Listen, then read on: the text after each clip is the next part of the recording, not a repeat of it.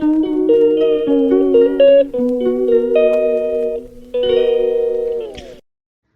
Morning, আমি Riya. Welcome back to my new blog. তো এখন বাজে 8:30 আর এখন আমি রেডি হব, কারণ আমার আজকে অফিস আছে 11টা থেকে।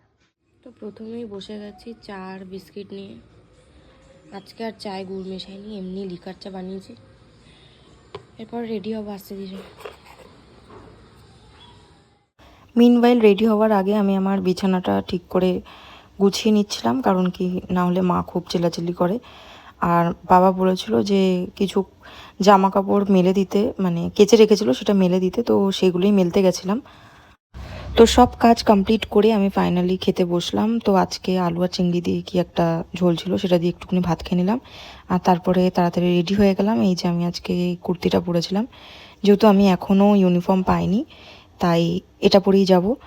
তো আমি রেডি হয়ে গেছিলাম, এবার আমি বেরোবো।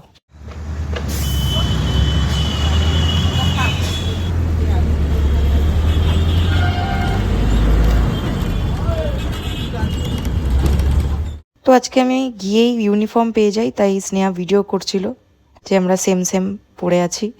তারপরেই অনেক কাজ করছিলাম, তো সেগুলোর আর ক্লিপ নিইনি। তো সোজা লাঞ্চে আজকে আমি নিয়ে গেছিলাম আগের দিনের পালক পনির আর পরোটা, আর স্নেহা ভাত খাচ্ছিল।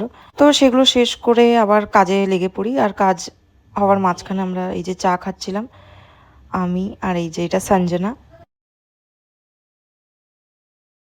আর এই আরেকজনকে তো আমার লাইফের সবাই চেনে, স্নেহা।